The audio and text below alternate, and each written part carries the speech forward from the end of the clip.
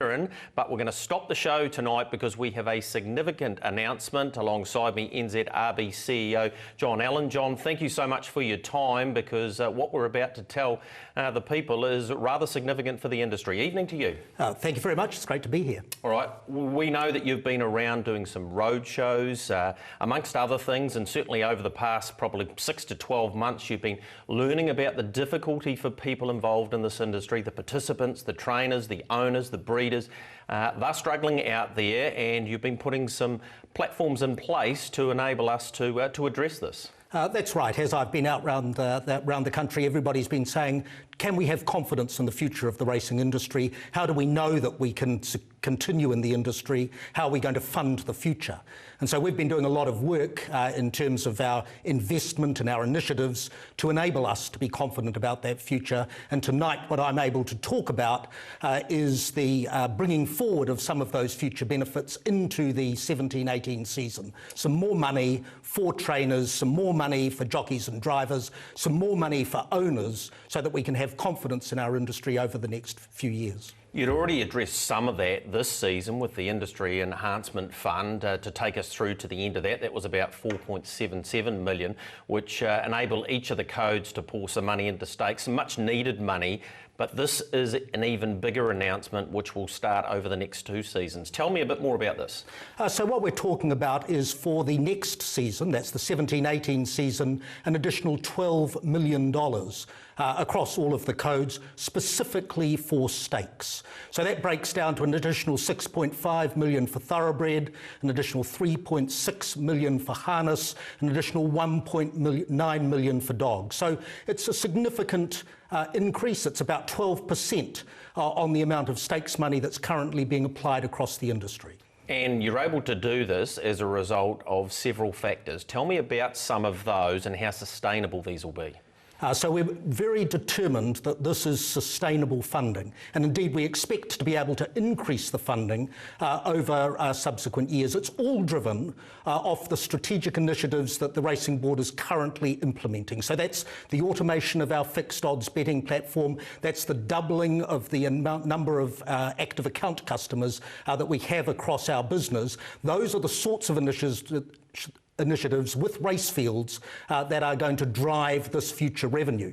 And what we're doing is we're saying we're confident in the delivery of that future revenue. There's risks, of course, around it, but we're confident about that. And as a consequence, we can tonight say we'll put 12 million on the table for the 17-18 year. We'll put 12 million on the table for the 18-19 year. It could be more in 18-19, but that's what we're doing now to give confidence as we go through this investment cycle. John, is it enough? Is it enough for the people that are participating in this industry? Do you believe we need more, essentially, in the years post those two? Oh, absolutely we need more, but it should be enough, I hope, to signal confidence in the industry and give people confidence in the industry that we know what we're doing, that we know we can deliver more money in the future to deliver a sustainable industry. It's not enough on its own. We are looking to significantly increase beyond this over oncoming years. All right, what would be an optimum figure? Because at the moment it's 136 million.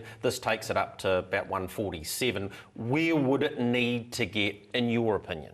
Oh, look, there's probably never enough, is there? I mean, everyone compares us with Australia all the time. My challenge and what I'm trying to do with the board and with my colleagues is to make sure that people have the opportunity to have a very successful career as an owner, as a trainer, as a jockey or driver in New Zealand. So as they don't have to choose to go to Australia, they can have a good career here. I think a number of about 200 million would be a pretty good start along that way. All right. Often when we get announcements like this, and we haven't had one this significant for quite some time, there'll be a bit of that money lost, if you like, in administration. What parameters are the NZRB putting in place to ensure that the codes do pay this out in stakes? Oh, we're requiring it. So this money will be for stakes. That is its purpose. We can't think of another lever that we have to improve the confidence of the industry across all those key player groups.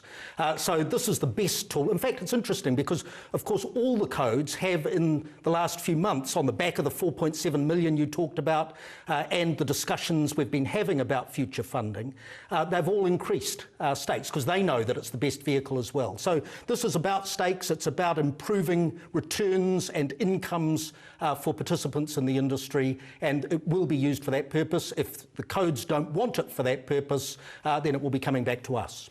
The fixed odds platform, I know you're looking to enhance that even more so. Is that about offering more options or better opportunity? I guess racefield legislations will allow you to compete with other gambling outfits that offer odds, etc., which at this stage has been a real challenge for your bookmakers. Yeah, so the fixed odds betting platform will do a range of things. We will be able to offer a lot more books, and that does make us more competitive. And we are losing customers at the moment to the corporate bookmakers in Australia in particular, because we simply don't have the range of books that they do.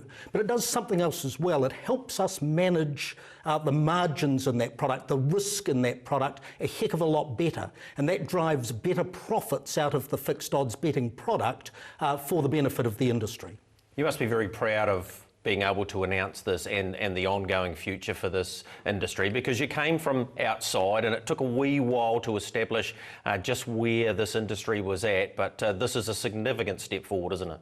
Look, I think it is a significant step forward. I'm hugely confident about the product that we have in this country, about the skills of our trainers and horsemen and women. I just think we've got the most fantastic racing product, and I want to make sure that there is a sustainable future for that product. We've got a wonderful group of people at the racing board, both in terms of the team that I lead and, of course, in our board itself. And so to be able to sit here and say to you, look, we're going to put $12 million on the table, we're going to put $12 million on the table for the following year, and we think we can do better as we move forward with the initiatives that we currently have, is, as you say, a good place to be. But I keep thinking about that future. I keep thinking about what we need to be doing next. Yeah, it's great to hear that you're striving to enable us to have a future in the sport, because there are many participants across a wide facet of participation in this industry that needed to hear that. So thank you so much for coming in and giving us the opportunity to talk to you about that. We look forward to the response from the industry, because there's certainly been plenty of talk leading up to this. And yeah, once again, congratulations on that. Thank you very much. There are always risks in this sort of thing. There's always ups and downs, but from our point of view, this is a sensible, prudent call that we can sustain, albeit if things go terribly pear-shaped, but that we can sustain into the future and grow. Really appreciate John Allen coming in, giving us that update for you that is rather